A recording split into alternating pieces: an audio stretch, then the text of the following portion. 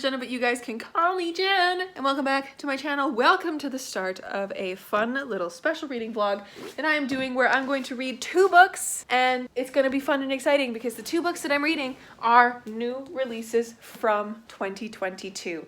The 2 books that I'm going to be reading in this video are City of Dusk by Tara Sim and Gallant by V.E. Schwab. I'm excited for both of these, and I'm excited to do this a little bit of a series as I get my pre-orders this year, as they kind of roll in. I have another 2 that are coming to me hopefully this week that were released last week and this upcoming week, and I want to do my next recent releases reading vlog with those 2, so very exciting, and I'm amped to get into it. But it is also currently the first day of Medievalathon, so both of these books I'm using for my Medievalathon TBR as well. So it's exciting. It's kind of like a little Medievalathon tie-in, this little vlog. But I'm starting with City of Dusk because it is the first book on my Medievalathon TBR, and just the first book I'm going to read for this video, so I'm very excited. But I'm going to try keep these videos as spoiler-free as possible as well, because I know they're new releases. Nobody wants to be spoiled for them. But you'll get my reactions to stuff if there's anything spicy that happens. So light spoilers, I guess, if you want to go in completely blind to either of these books. I will leave timestamps along the bottom of this video, like those chapter things that YouTube has, where you can skip forward to watch Gallant's portion, or you can skip forward to my thoughts on both of these at the end. It's entirely up to you, but we're gonna get started with City of Dusk. Hello friends, it's been a hot second since I last talked to you. I totally forgot that I should be actually updating you as I'm reading this book. I'm currently on page 340 of The City of Dusk by Tara Sim, and I'm really enjoying this. When I first picked it up and like added it on Goodreads and stuff, or like put like currently reading on Goodreads, I read a couple of the reviews in passing kind of a thing just to see what the vibe was, and a few people were like, oh, it's like not for me, it was really boring, it was really slow. And a few people were like, definitely not adult, it's very YA, etc., which is usually the sentiment that comes out when a woman writes a fantasy book. We know. I'm really enjoying it, despite those reviews.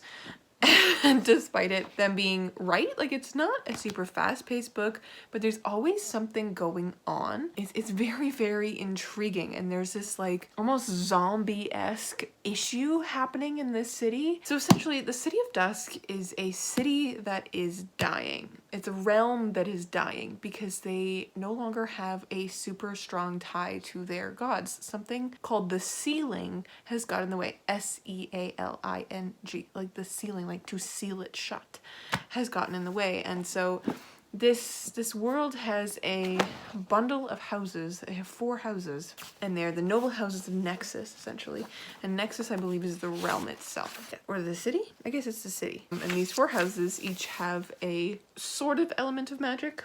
Sort of. It's a little different because the House of Mardova has like elementalist powers, so they have the control over like air, water, fire, earth, essentially. They're, you know, avatars. They have all of the bending powers.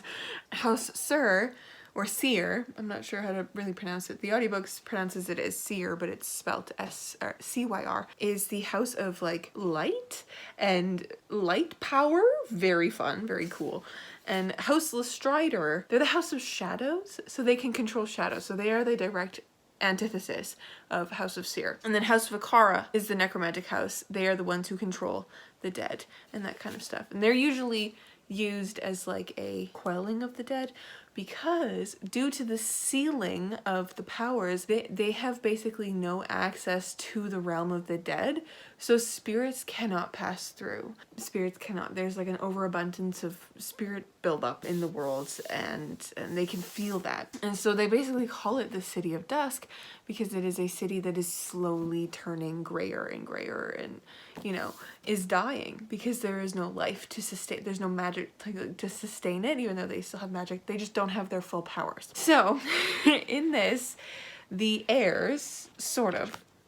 So we have Tasia, who is the like second oldest. She's not the heir. Her brother Dante is. We have Tasia, who's a main character. We have Risha, who's a main character. We have Angelica, who's a main character, and we have Nick, who's a main character. And we have another one named Julian. He's like a not a main, but also a POV, like he's just another one there. It's them realizing that like this really like banned piece of magic called conjuring, it's another brand of magic, has been banned because people were bringing like demons into the world. not a good vibe. Demons are not a good vibe. And so conjuring was a banned magic, which I find interesting because usually in worlds, necromancy is banned, right? The magic of like reviving dead, usually that is what is banned. Interesting that conjuring is what is banned, but they realize something about the conjuring magic, and this other guy who's like part of the palace like brings them in and realizes something about a ritual that they have in their city, kind of like it's called the God's Night. It's like this winter's crest or like a celebration of some kind, and they realize something about it, and they try essentially to do something at this God's Night, which happens only every 100 years, that they think is going to help save their kingdom, because they want to break the ceiling and get the magic back. So that's kind of like what's happening. That's kind of the basis of what's going on. But like there is a group of people who are conjurers. So they're like, you know, criminal people. They're doing things against the crown's wishes because obviously conjuring is illegal. And they are trying to do something, and like they're bringing back all these spirits in actual like dead bodies, and the dead bodies are being reanimated through this, so you know, zombie problem. And it's brutal. There's a really cool scene in this that is very symbolic, where like all of the heirs are fighting notable people who have been brought back from the dead, not their spirits, but their like bodies have been reanimated. It's very cool. I'm really enjoying the way that this is moving, and this is like kind of looping through these powers and these issues, and seeing each of the heirs and their own personal issues with things that are going on. Like for example, Angelica from Word Go, she can't do her magic properly because she needs to have like the outlet of playing music to be able for her powers to work. But because that's not how it goes, her parents and like the entire, like her mom specifically, and her like peers in the house of Mordova or whatever, like stop her from doing this, even though she's like, it creates a block when she doesn't, because she can't use her magic without the music, because they're like, no, you can't do it this way, you have to do it the right way, otherwise you're gonna be like laughed at and you're not gonna be treated, like you have to do it the right way, you can't do this. So like she's dealing with that. And like Nick, he, within like the first couple chapters of this, doesn't get blessed by his god like his father was supposed to, or like his father did before him, to like prove him as the heir, so he can't use his powers to their full potential. And then there's Tasia, who is dealing with the shadow magic, and she's incredibly powerful. Like each one of these kids, so powerful, it's so intriguing and to see their powers, but also see their limits due to the restraints put on the world. Anyways, I'm very intrigued by this, and I'm intrigued with the relationship of the gods to the world, because we've also had a few moments where the heirs have talked to their gods in different instances, and I'm like, what does that mean? I thought they were sealed off. I thought their powers were sealed off from the gods. How are they able to talk to them? That's so neat. Like it's talking to them through like a ritualistic nature things, like going to the crypt to talk to one of them, kind of a thing, or like doing something and then gaining the god's ire, and then the god being like, stop. Yeah, it's neat, and I am really enjoying it, and the writing style is very easy to follow, and I'm annotating the hell out of this book. It's so much fun. This is definitely a good read. I'm still listening to the audiobook at 3 times speed. I think I'm at 3.5 times speed now, because it's easy to understand. I will say though, the audiobook narrator doesn't differentiate her voices at all. She doesn't do different tone levels for men and women. She just kind of does the same voice for everything, which is annoying. I wish she gave a little more effort and like could do that, because that's what voice actors are supposed to do, especially audiobook actors. Otherwise, her voice is very soothing and very nice, but I wish she did inflect differently up and down for men and women. Although maybe I'm just listening to it too fast to tell the difference. But like, if she's doing it, I should hear the difference, no matter how fast I'm listening to it at. But yeah, there's also this fun other point of view that's like it only shows up at the very beginning of the book, and then at the beginning of each part that we have in the book, and it's super creepy. So that's really fun. But yeah, I'm really enjoying this book, and I'm really glad that I've picked it up and that I'm gonna keep reading it. But yeah, I'm nearly done. I got just over 100 pages left, I think. Maybe 200? Yeah, just about 200 pages. Yeah, 200 pages left. Exactly 200 pages left, because there's 540 pages. I'm on page 340. So anyways, I'm rambling now. But yeah, I just thought I'd update you on the City of Dusk. I'm hoping to finish it in the next couple days. So I think I will come back to you when I am done. Hello friends, we've done it. We've finished the City of Dusk. I've done it. I have finished it. Oh man, this was fabulous. I really enjoyed this. Woo! I literally finished it like maybe 10 minutes ago, so I will come back when I have more thoughts that are more cohesive, probably tomorrow, once I've like slept on it and like really thought about it and everything. But there is something I love so much that I said in my vlog. What is today? May 8th, Mother's Day. So in my vlog that goes up on the, I believe the 11th? No, the 10th.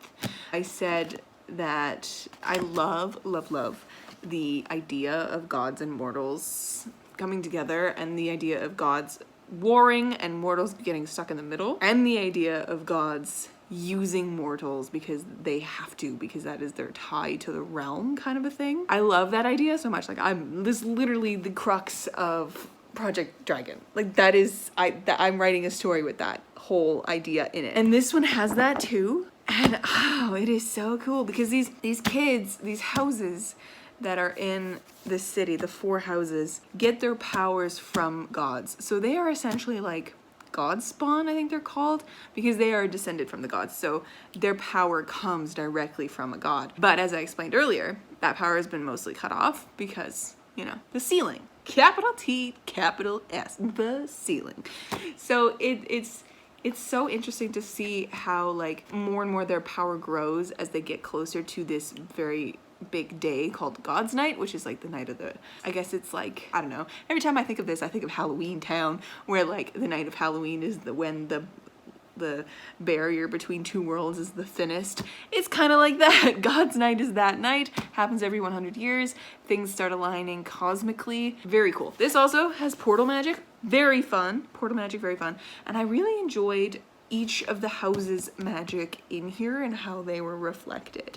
Like when I started reading it, I was sitting there, I was like, okay, so we got a shadow girl who's super fucking powerful. And then we have a necromancer girl who doesn't seem to be like super powerful, and she just seems to be able to do what necromancers do. But like the opposite, like her family, her sister and her father are people who can like stop reanimated corpses from doing stuff, and like, you know, they're supposed to be the ones that can free the spirits as well into mortuary, but they don't have access to mortuary because of the ceiling. So I was like, okay, well Risha's not that like she's not that powerful in comparison to Tasia and then Angelica, because Angelica has the power of the elements, right? So she can literally move the world, even though she has her block and her, like, they call it a sickness because she's also like addicted to the fire magic in her, which is a very interesting aspect of this. It doesn't really get explored a whole lot, and I want it to be explored more in the next one as we get to know these kids more now that they've come out of this like cataclysmic event at the end, and now how the hell they're gonna come out of it, because I don't know. That was wild. But yeah, I like the way that their magic is reflected, because as we go through, it becomes clear that like individually these kids are super powerful, even though it may seem that at the beginning they're not. By the end of this, I am just flabbergasted by these kids, because they are almost on the level of gods, which I think is the point, which I think is really cool. I love the magic in this. You guys know I love magic systems. Like hard and fast magic systems with rules are my bread and butter. It just is so cool. And the world building in this is really, really cool. I just, yes, to this book. Oh, this was fantastic. You guys definitely should check it out if it's at all interesting to you. I will say the writing is, to me, beautiful and lush and like luxurious feeling. There are moments where it really could have probably benefited from an editor to be a little bit more stern and be like, okay, you can cut this bit and like quarter it in size. There were a few moments where like the 4 kids were together and they were like explaining stuff together, and it used language that was more dramatic for the sake of being dramatic, and it like kind of wound around the point, and it got like, you know, it did that like action movie thing where like you have the statement and then you have the pause and everyone's like, oh, what do you mean? It like felt like that, and you didn't need to do that. You could literally just have the characters say what they need to say, not draw it out and be, you know, dramatic for the sake of being dramatic. But I still liked it. And that was only like 2 or 3 instances of that, I felt like, so that's really cool. And I think that there was so much going on in this book, so many different side plots and like little intricate things that are just, yes. It was so good and so lush, and I really, really like the way that it was laid out. I did guess the like one of the big reveals, and then I unfortunately spoiled myself for another big reveal because I'm a dumbass. And I went to check the page count at the end, and like the last page is one last chapter. It's like the last page is a chapter called Bright Endings, Bright Beginnings, and it is the I guess you could call it the epilogue. That's not really, but like literally the first word of this chapter is a name of a person, and it like spoiled something for me. And I was just sitting here, I was like, oh my God. I was so mad because I was like 200 pages in and I had spoiled something for myself.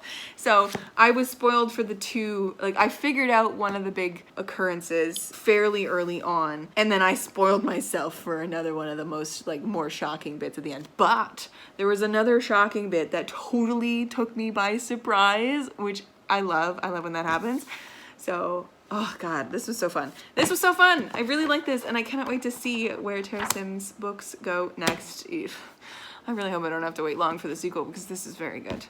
Anyways, next up is Gallant. So I will let you know when I start that and my feelings towards it, but City of Dusk, done.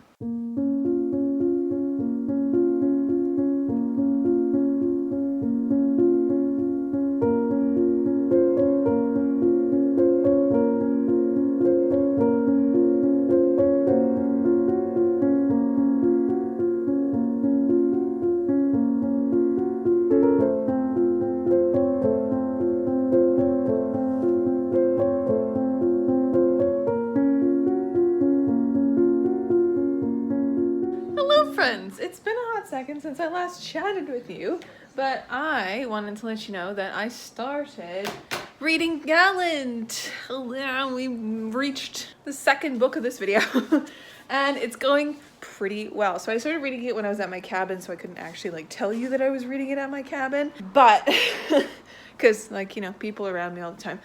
And, you know, don't want to just whip out my phone and start talking in front of my parents because that's weird. But I have started reading it, and I am now well over halfway. I think I have like an hour and a half left of the audiobook to go through. So we're just zooming. This follows Olivia Pryor, who is a mute girl, incapable of speaking, who at the beginning of this is at a school for like unfortunate girls, I guess you could probably call them unfortunate girls. None of them are described as having like good lots in life kind of vibes. And Olivia herself obviously is mute, and she cannot communicate with anybody because the person who taught her how to speak with sign language no longer works at the school, and nobody else knows how to speak with sign language. So she is essentially, you know, just quiet all the time because she can't make any noise.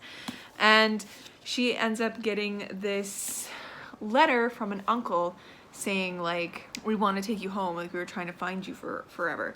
So she gets sent away to Gallant, where her uncle supposedly has called to her from. She shows up and finds out some stuff is not as it seems. And so it's an odd little read. It's definitely an odd little read. I would classify it as upper middle grade, but it deals with some like real spooky stuff that I wouldn't give to every kid. Like I would not have given this to me as a kid because I was scaredy cat. Super big scaredy cat. This would have given me nightmares as a kid. Still am, but I know how to ration myself with stuff like this. And I started reading it at my cabin at midnight, and there were like foxes making noises outside, which if you've ever heard a female fox scream, sounds like a woman screaming. So it was very on brand for the ghoulish, dark nature that is this book. And I think like the one takeaway that I took from it as I was starting to read it was that V.E. Schwab, I've read a bunch of her books now. I've read her very first one, The Near Witch, which I think is probably the closest to this book than anything else that she's written. But I didn't like The Near Witch very much because it just wasn't that good. But it had the atmospheric nature that, like the seeds of it, that we now see fully fleshed out in V.E. Schwab's writing, and her like mastery of words and sentences that can loop and feel like they're like curling around you with mist. She has mastered this tension and this spooky dripping off of the page, which I think is just fabulous. And it's interspersed with art by, let me grab their name. The interior illustrations are by Manuel Subarac, I think is how you say it, Manuel Subarac, and they are beautiful. They are just stunning, stunning, stunning illustrations all the way throughout. So it's a very fast read, and the atmosphere that this book is creating is next level.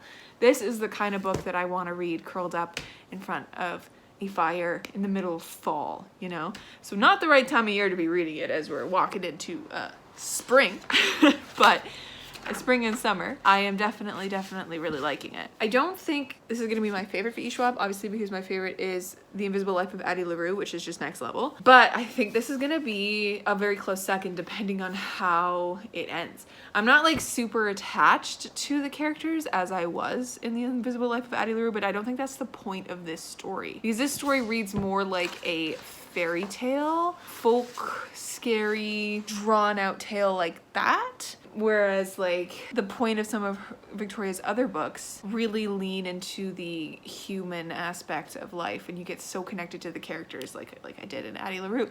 And a lot of people really like A Darker Shade of Magic as well for that, and Vicious. Like you get a really interior look at the people.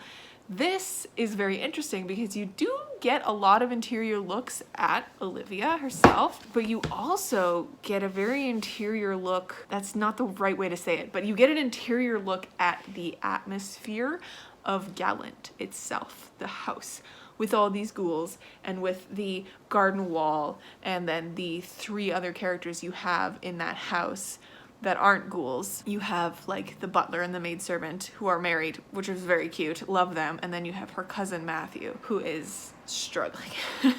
So it oozes gothic tension and atmosphere, and I'm so intrigued. But if it does fall into the gothic genre, which I've never heard it really pitched as like a true gothic novel, which I'm glad about. If it did, that means it would involve incest. So I'm really hoping that it doesn't. I'm really hoping that that's not the trap it falls into.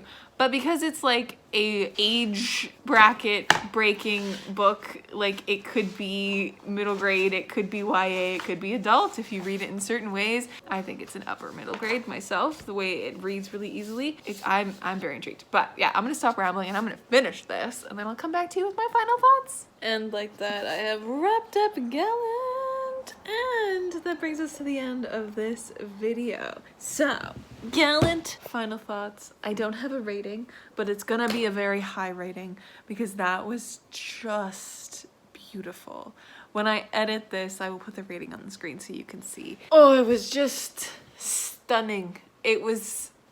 Oh, there's something so delicious about V.E. Schwab's writing and the way that she can twist a sentence into something so silken and luscious and just packed with something sparkly and wonderful, and yet give us this world that is so dark and so deeply, deeply sad. And oh, this was just wonderful. This is definitely my second favorite V.E. Schwab, and I was not expecting that going into this. I was expecting it to be just like her other middle grades, because I've read 2 of her Cassidy Blake books. I've read all of A Darker Shade of Magic, Vicious, The Near Witch, and Addie LaRue. That's what I've read of her backlist. Out of all of it, I think the book, A Darker Shade of Magic, the first one, maybe even A Conjuring of Light. I really liked that one, but A Conjuring of Light, I think, is probably my favorite of that trilogy. It goes A Conjuring of Light, and then Gallant, and then Addie LaRue for my top 3 favorites. So top 3, number 1 is Addie LaRue, second is Gallant, number 3 is A Conjuring of Light. But that isn't to say that she's just gotten better and better and better at her writing, because going from reading The Near Witch, which, as I said, don't really love, but seeing the seeds of her touch on like the story itself, and then coming to this, which is her newest work. So The Near Witch was, I believe, her debut, I think, pretty sure, and then this is her newest work. Having that, and not necessarily having like read everything of her backlist, but close to, she's just getting better and better with her ability to craft a story and to give us sentences and words that just do it for me, you know? Gosh, was this a lovely, lovely read. Anyways, my friends, so this was a recent reads vlog. Hopefully I will be doing another vlog soon because I am a pre-order fiend, so you know I have pre-orders coming in left, right, and center of beautiful books that are being released this year in 2022. I am so glad that I picked up both of these books. I think out of the two, I did like Gallant more than I liked City of Dusk, but City of Dusk was still a 4-star for me. It was still very good, and it though it hasn't like stood out in my mind as a super special fantasy, I'm very excited to see what like goes from here with that series. So incredible. And then Gallant was just beautiful. Oh, what a good reading vlog. Anyways, my friends, thank you so much for hanging out with me. This has been so much fun, and I will catch you in another video very soon. Stay kind and keep on reading.